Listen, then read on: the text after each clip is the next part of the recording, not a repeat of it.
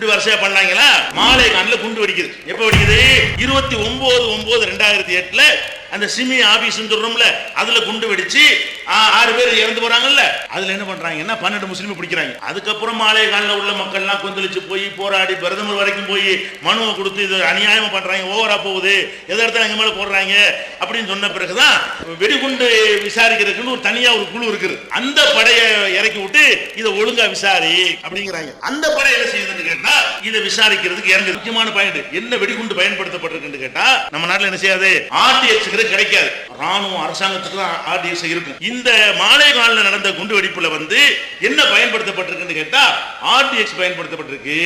ஆர்டிஎக்ஸ்ங்கிறது இந்த ஜெலட்டின் மற்ற பொருள்களை விட ஒரு 200 மடங்கு அதிகமா உள்ளது. இவங்க என்ன பண்ணிருக்காங்க, அப்படிப்பட்ட ஒரு சாமான வச்சு குண்டு வச்சிருக்காங்க. விசாரிச்சுன்னு சொன்னா ஒரு மோட்டர் பைக்கில் வச்சு தான் அந்த குண்டு வைக்கப்படுது. ஃபர்ஸ்ட் போலீசார் என்ன பண்றாங்க, இந்த புலனாய்வுத்துற அந்த வண்டியை தான் எடுக்குது. அந்த வண்டி எங்க கிடக்குது, ஓண்டாட வண்டியை பார்த்தா நம்பர் தெரியக்கூடாது சுரண்டி இருக்கிறானே அப்படின்னு தடயவியல் அறிவியல் ஒரு டிபார்ட்மெண்ட் இருக்குது. அவங்க என்ன செய்வாங்க, சுரண்டுனால அதுல என்ன கண்டுபிடிச்சிருவாங்க.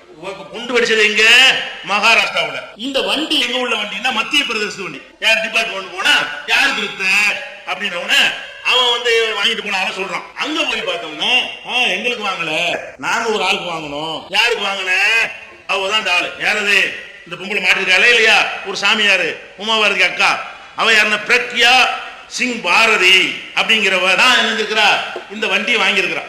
இவ அந்த வண்டியை வாங்கி இவ பயங்கரமான தீவிரவாத பொம்பளை ரெடி பண்றாங்க. அப்ப வண்டிக்கு சொந்தக்காரி யாரு, இந்த பொம்பளை தான். உடனே அவளோட தொடர்புள்ள 3 பேரை பிடிச்சு என்ன செய்யறாங்க, விசாரிக்கிற விதத்தில் விசாரிக்கிறாங்க அந்த டிபார்ட்மெண்ட். அது யாரு, சியாம் சாகுங்கிற ஒரு ஆளு, திலீப் நாகர் ஒரு ஆளு, சிவநாராயண சிங் ஒரு ஆளு. இந்த 3 பேரையும் பிடிச்சி விதிக்க வேண்டியது மிதிச்சோன்னே, ஆமா அம்மா தான் வாங்க சொன்னாங்க, அம்மா தான் கொண்டு கூட சொன்னாங்க, மாலைக்கான கொண்டு போக சொன்னாங்க அப்படின்னு சொல்லிட்டு இங்க இருந்தா வண்டி என்ன செய்யப்படுது, கொண்டு போகப்படுதுங்கிற விஷயம் வந்துருச்சு. அதுக்கப்புறம் இன்னும் திரும்பி பார்த்தோம்னு சொன்னா இந்த வெடி குண்டு வச்சதெல்லாம் யாருன்னு பாத்தீங்கன்னா 2 ராணுவ அதிகாரி. இவங்களுக்கு தான் ஆர்டிஎக்ஸ் செஞ்ச ராணுவத்தில் வரும். அதுல 3 ராணுவத்துக்கார மாற்றான்.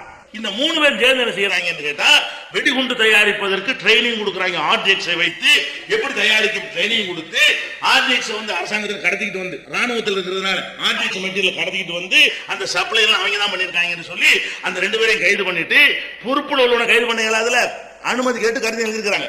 பர்மிஷன் வாங்கி தான் கைது பண்ணணும். இவங்க ரிட்டையர்ட் ஆகணும், தூக்கி போட்டாங்க உடனே. அப்ப 2 ராணுவ அதிகாரி யாரு, பிரபாகர் குல்கர்னின்னு ஒரு ஆளையும் உபாத்தியாயான்னு ஒரு ஆளையும் பண்ணிருக்கிறாங்க. ஒரு மேஜரை கைது பண்ணுவதற்காக அரசாங்கத்துல பர்மிஷன் கேட்டிருக்கிறாங்க.